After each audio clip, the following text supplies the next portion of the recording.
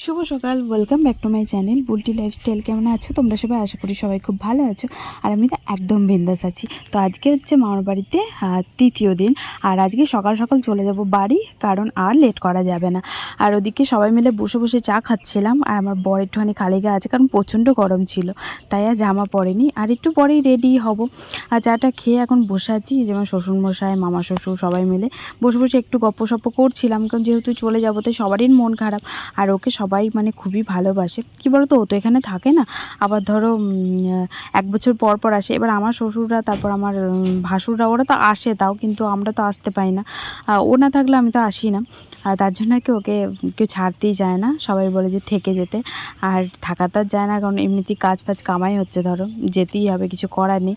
আর এদিকে এখন ওর খিদে পেয়ে গেছিলো, তাই খিদেও পেয়েছিল, আবার মামি ওদিকে না খাইয়ে ছাড়ছিল না, তাই সকাল সকাল দিয়ে দিয়েছিল। কালকেকার একটু মাংস তরকারি ছিল, তো সবাই মিলে এখন মুড়ি টুটি খেয়ে তারপরেই বেরোনো হবে।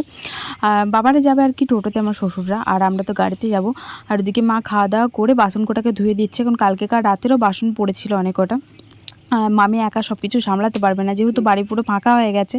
আর তাই তো সামলাতেও হবে, মানে সামলাতে বলতে সব ধরো কাচাকুচি আছে, অনেক কিছু হবে, তাই মা একটুখানি হাতে পাতে এগিয়ে দিল কাজটা। আর আমি এদিকে রেডি হয়ে গেছি বেরোনোর জন্য, যেহেতু ওরা বেরোচ্ছে না তাই আমরা বেরোতে পারছি না, কারণ ওরা বেরোবে তারপরেই বেরোবো। ভেবেছিলাম একসাথেই যাব, কিন্তু একসাথে তো যাওয়া যায় না, কারণ টোটোর সাথে গাড়ির সাথে মানে গাড়ি তো ফার্স্ট আগে আগে বেরিয়ে চলে যায়, তাই ভাবলাম যে ওরা ফার্স্টে বেরোক, তারপরেই আমরা বেরোবো, তাহলে রাস্তায় গিয়ে একসাথে হয়ে যাব। আর এদিকে ভাইয়েরও মনটা খারাপ, কারণ চলে যাচ্ছি যেহেতু, তার জন্য বারবার করে বলছিল যে আজকের দিনটা থেকে যাওয়ার জন্য, কিন্তু অনেক দিন থাকলাম আবার কি, আমার তো কাজ কামে হচ্ছে বলো, বেশি থাকলেও তো হবে না। আর আমার বড় ওদিকে রেডি হয়ে গেছে, আর আমার শাশুড়ি মারা বেরিয়ে চলে গেছিলো।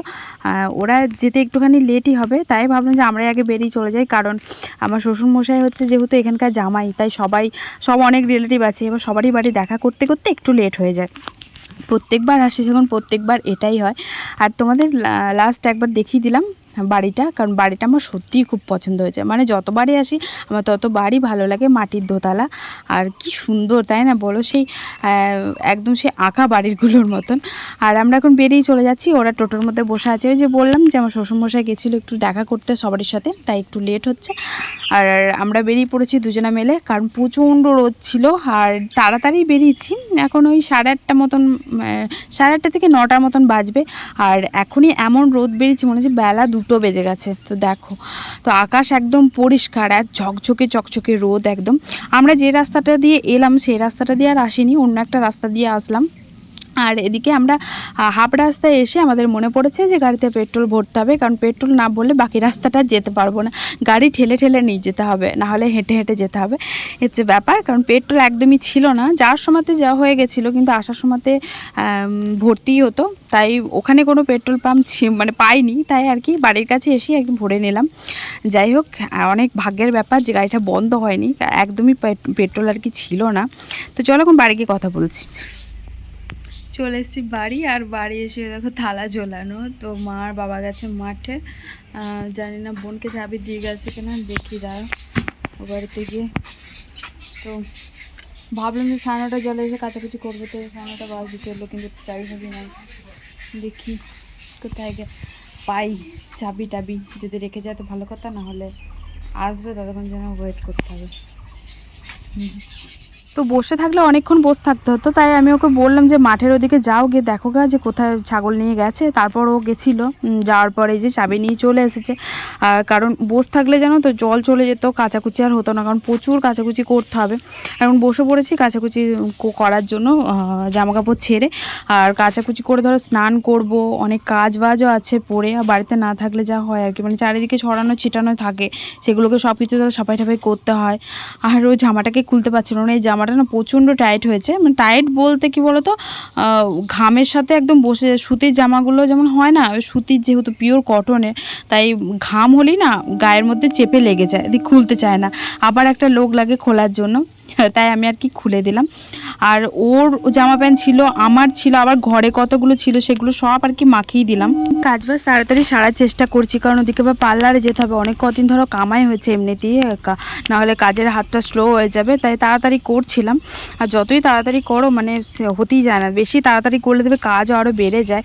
আর বাথরুম টাথরুম সব খালি ছিল, সেগুলোকেও ধরো ভরলাম। আবার বালতি, ঘরের বালতি, তারপর ওদিকে বোতল টোতল সবই খালি ছিল, সেগুলোকেও ভরতে হলো। আর ওদিকে দেখেছো এক বালতি মাখানো হয়ে গেছে, তাও তো বিছানার চাদরগুলো সব তুলিনি। ওগুলো ধরো ওই দুদিন ধরো বাড়িতে ছিলাম না, বিড়ালগুলো শুয়েছিল, দিয়ে একদম তো ধুলোতে কিচকিচ করছে।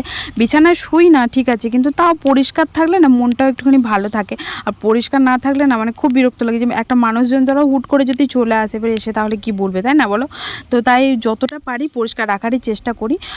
তো কালকে দেখি কেচে দেবো, কারণ আজকে তার হবে না, কারণ আজকে পার্লারে যাব, যদি টাইম হয়তো যাব। আর না গেলে ধরো 12টা জল তো পাবো না এমনি তো, আর 12টা জলে আমার স্নান হয়ে গেলে কাচতে আর ইচ্ছা করে না, কারণ স্নান টান করে কাচাকুচি করে দেবে সব ভিজে যায়, আর কেমন একটুখানি লাগে। যতই ছাড়া হোক না কেন জামা কাপড়, কিন্তু তাও যেন কেমন একটু লাগে, তাই আমি আর কাচাকুচি করি না। স্নান টান করে খুব আর্জেন্ট না হলে আর কাছি না, মানে যেটা ধরো না কাজলেই নয় সেরকম কোনো জিনিস যদি থাকে তাহলে তো তখন কাচতে হয়, তখন আর কি করা যাবে, তাই না? তো সেই রকম আর কি ব্যাপার। আর এগুলো সব এখন মেলে টেলে দিয়ে আসবো, মানে ছাদে দিয়ে আসবো। আর ও ওদিকে স্নান করবে, তো ও তাড়াতাড়ি স্নান করে ফেলবে, কারণ এই কদিন ধরে গরমে, আর ওদিকে এত পরিমাণে গরম। তো ওখানে যখন মানে কোনো জায়গাতেই যখন যায় না, তখন মানে নিজের বাড়িটাই ঠান্ডা সব থেকে, কারণ সত্যি আমাদের বাড়িতে প্রচণ্ড ঠান্ডা, কারণ যেহেতু প্রচুর পরিমাণে গাছ আছে, তাই সত্যিই ঠান্ডা। কারণ আমাদের বাড়িতে থাকলে না বোঝা যায় না, অন্য কোনো বাড়িতে গেলে তখন বোঝা যায় যে কতটা ঠান্ডা আমাদের বাড়িটার, অন্য বাড়িটা কতটা গরম। এমনিতেই আমার শ্বশুরবাড়ি গেলেই বোঝা যায় যে ও বাড়িটা প্রচণ্ড পরিমাণে গরম, যেহেতু ও বাড়িতে একটাও গাছ নেই, পুরো একদম রোদটা পায়, খুবই গরম করে। আর মামার বাড়িতে তো একদমই গরম, কারণ ওদিকে ধরো গ্রাম সাইডের এলাকা, গাছ থাকা দরকার, কিন্তু এখন গাছ কেটে সব বাড়ি করে ফেলছে, তার জন্য আর কি গরমটাও বেশি। এদিকে চলে এসেছিলাম মেলাটা মানে মেলে টেলে যাবো স্নান করতে, স্নান টান করে তোমাদের সাথে না হয় কথা বলছি এসে। তো চলে এসেছি স্নান টান করে, আর মন চাইলে সব কিছুই করা যায়, কারণ কি বলো তো, আমি ভেবেই নিয়েছিলাম যে আজকে যত লেটই হোক না কারণ আমি যাবোই পার্লারে। তো 11:30 বাজছে এখন, তো তারপর আর কি সবাই মিলেই মানা করছিল, ও মানা করছিল, মা মানা করছিল যে আজকে যেতে হয় না, কিন্তু যেতেই হবে, কারণ অনেকগুলো কাটিং ছিল। আর দেখেছো কত কাস্টমার, তো বলতে বলতে দেখো চলেও এসেছি। আর এই জন্যই আর কি আসা, কারণ এখন বিয়ের সিজন চলছে, তো তাই কাস্টমারটা একটু বেশিই থাকে, যার জন্য আর কি লেট হলেও কোনো ব্যাপার না, কারণ 2টো পর্যন্ত এমনিতেই দোকান খোলা থাকে। তাই চলে আসলাম কারোর কথা না শুনে, অবাধ্য হয়ে আর কি। তো মানে অবাধ্য মেয়ে যাকে বলে আর কি, যে কারোর কথা শোনে না যখন। তো সবাই মানা করছিল, আর কাজের জন্য আর কি ছুটে চলে আসতে হলো আমাকে, কারণ যতটা শিখবো তো আমারই লাভ। আর একটু কাজ বাজ করে এখন চলে যাচ্ছি বাড়ি, ও নিতে চলে এসেছিলো, তো চল বাড়ি গিয়ে দেখা করছি। তো চলে এসেছি বাড়ি, আর বাড়ি এসে দেখছি মেঘ করেছে প্রচণ্ড পরিমাণে, আর মেঘ করেছে বলেই ছাদে চলে আসলাম। দেখেছো জামা কাপড় সব পড়ে গেছে, তাও ক্লিপ লাগিয়ে দিয়ে গেছিলাম, শুধু ওই ওড়নাটাই আর কি খোলা ছিল, ওটাতে ক্লিপ লাগায়নি, তাই ওটা আর কি পড়ে গেছে। তারপর অনেক কিছুই পড়ে গেছে, ছোট ছোট জিনিস যেগুলো ক্লিপ লাগাতে ভুলে গেছিলাম।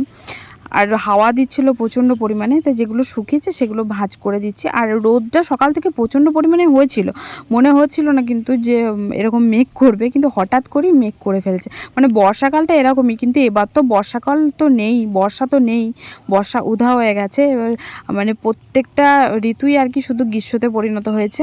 আর ওদের জামা কাপড় তুলে চলে এসেছিলাম এদিকে মানে খাবার খেতে, দুপুরে লাঞ্চ করতে। মায়ের রান্না বান্না হয়ে গেছিলো, আজকে রান্না হয়েছিল কি তোমাদেরকে তো দেখিয়ে দিলাম, ভেন্ডি চচ্চড়ি হয়েছিল, মোচা হয়েছিল, আর ডিম আলুর তরকারি। গুড ইভিনিং বন্ধুরা, তো এখন বাজে সন্ধ্যের ওই 6টা মতন, আর এখন তো 7টাতে সন্ধ্যে, আর আমরা বেরিয়ে পড়েছি পার্লারে যাওয়ার জন্য। আর এই যে চশমাটা কিনেছি ওটা কিন্তু পরে ফেলেছি, আর পরে একটু লজ্জাই মনে হচ্ছিলো, মানে পাড়ার ভেতর দিয়ে গেলেই না একটু লজ্জা মনে হয়, মানে সব জিনিসই সানগ্লাস পরলেও লজ্জা লাগে।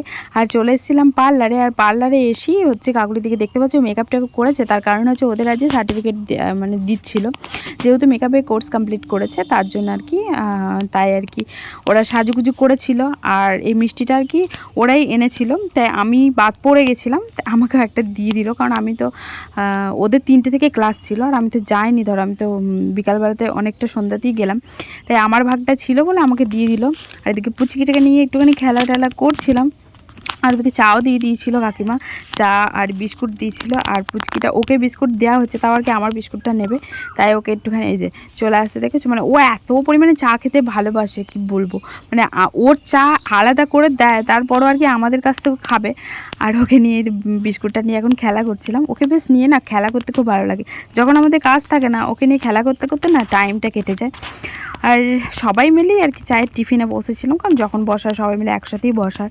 আর যে সন্ধ্যেবেলায় না কাস্টমারের চাপটা খুব একটা ছিল না, দুপুরে যতটুকু কাজ হয়েছে আর কি। টাটা খেয়ে চলে যাব বাড়ি। তাহলে আজকের মতন ব্লগটা এখানেই এন্ড করছি। টাটা, গুড নাইট, ভালো থেকো সবাই।